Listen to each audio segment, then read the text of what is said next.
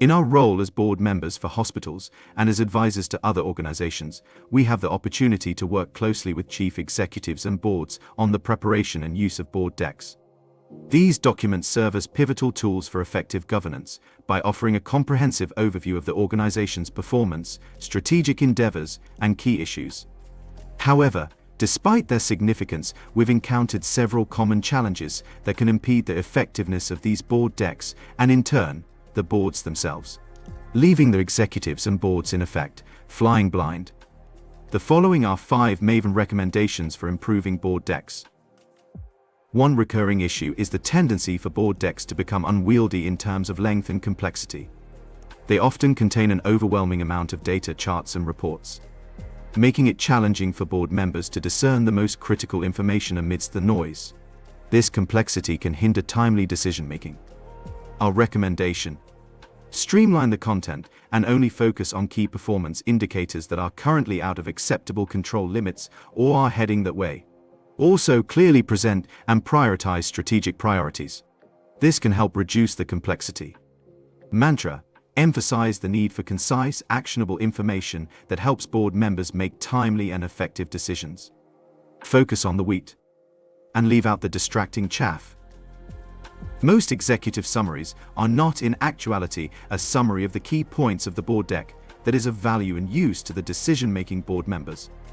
An effective executive summary should serve as a concise, high-level overview of the board deck content, providing board members with a quick understanding of the key takeaways. However, in practice, these summaries sometimes function more as introductions than true executive summaries. Our recommendation: encourage CEOs and their teams to dedicate sufficient effort in crafting informative executive summaries. These summaries should highlight critical issues, opportunities, and recommended actions. The board member can then dive more deeply into the voluminous deck, should they need to. Board members have informed us that they do not have the time to read all of the information that is provided to them in board decks. They would appreciate a more clear executive-level summary. Providing a clear early warning of risks, as well as a description of opportunities, is essential for informed board decision-making. However, we have often found risks buried within the board deck or not clearly articulated. This can leave board members without a clear understanding of potential pitfalls or avenues for growth. Our recommendation: create a dedicated section in the board deck for risks and opportunities. Each risk should be clearly defined, assessed for impact and likelihood, and accompanied by proposed mitigation strategies.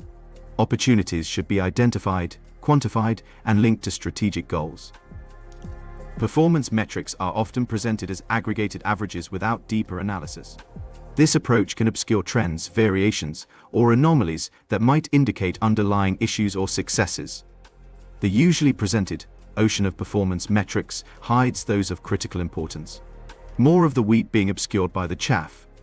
Not all performance metrics are key performance metrics, and not all key performance indicators are presently out of acceptable control limits or trending in that direction, thus, may not need to be shared with the board, possibly distracting them from what is important. Our recommendation: enhance data presentation by incorporating trend analysis and variance reporting. Visual aids like graphs, charts, and trend lines can help board members quickly grasp performance trajectories. A wise person once said, "Tell the story, don't present the spreadsheet." Board decks tend to be static documents, with limited opportunities for board members to provide feedback on their utility and relevance.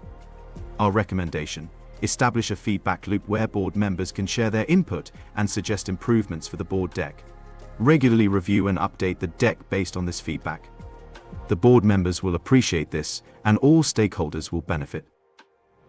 By implementing these recommendations, organizations can enhance the effectiveness of their board decks and overall corporate governance, providing board members with the tools they need to make informed decisions, fulfill their oversight responsibilities, and drive the organization toward its strategic goals. We hope this was helpful.